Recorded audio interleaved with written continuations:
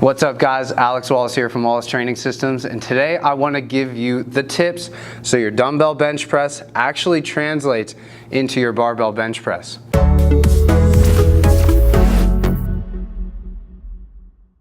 So when you bench press, your elbows should be slightly tucked at the bottom and flare on your way up. Now, I don't want to get too far into the details on how to barbell bench press. We'll eventually put a video out for that. But you have to understand that at the bottom position, your elbows are tucked. On your way up, you actually move the bar back slightly. Your elbows start to come out as you finish above your shoulders. So you're below your shoulders and right above your shoulders at the top of the bench press.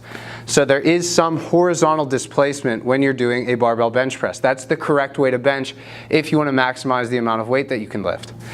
And what I see people make the mistake of when they're using dumbbells is they don't follow this movement pattern at all.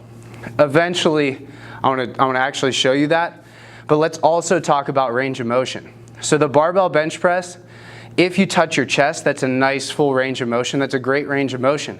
But one thing that the dumbbells do have an advantage over, especially if you're somebody with a lot of bust, whether you're just a big dude or if you're a girl, you can only go as far as the bar will let you. So you touch your chest and then come up. And that's great, but that might not be the fullest range of motion that your pecs can get. And the dumbbells will basically allow you to activate your pecs through a fuller range of motion, and I believe that that will help you with your raw barbell bench press. So again, you want to think about movement patterns and you want to think about range of motion. Most of the time, when somebody does a dumbbell bench press, they don't consider that at all. In fact, what they do is they keep their elbows super flared and they just kind of use the easiest range of motion to get some basically junk reps at the top of their dumbbell bench press. So you wouldn't barbell bench press with your elbows super flared, only bringing it halfway down and finishing at the top. You would be wasting a lot of time and energy.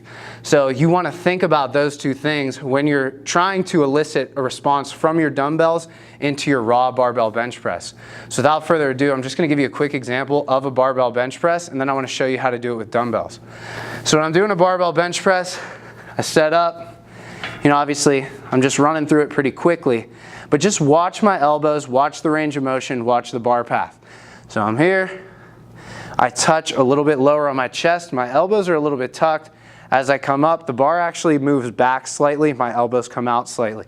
So I'm here, and then here, here, and then here, here, and then here. What I'm not doing is this. I'm wasting a lot of time.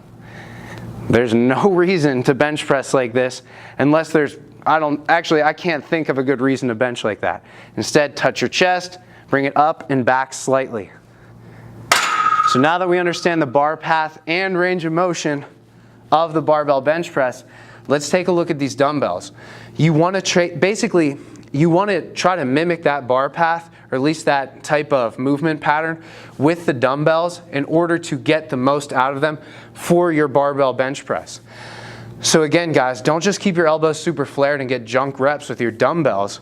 There's no reason to do that. Instead, try to get a nice full range of motion, maybe even a fuller range of motion than the barbell to get a little more pecs out of it, but try to preserve that movement pattern. So again, you saw the barbell bench press.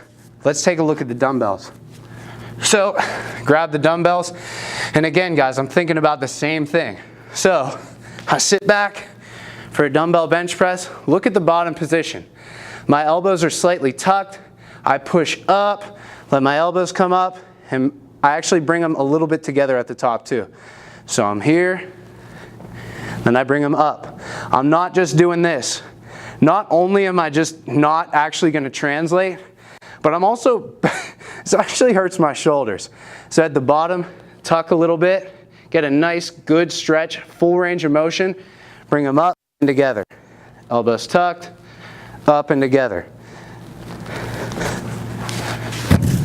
So again, guys, if you're trying to basically use the dumbbells to elicit more strength with your barbell bench press, think about those two principles.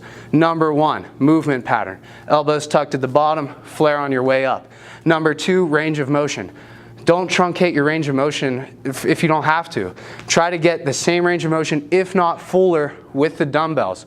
When I started to really break down the barbell bench press and thought about dumbbells, and how I could elicit a similar response to increase my barbell bench press, that's when my barbell bench press actually benefited from the dumbbells.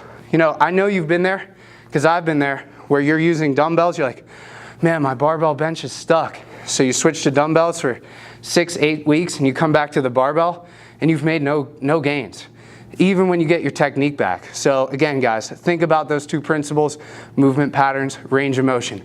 If you like the video, don't forget to like the video. If you're interested in seeing content like this, make sure you subscribe. I'm Alex Wallace from Wallace Training Systems, and thanks for watching.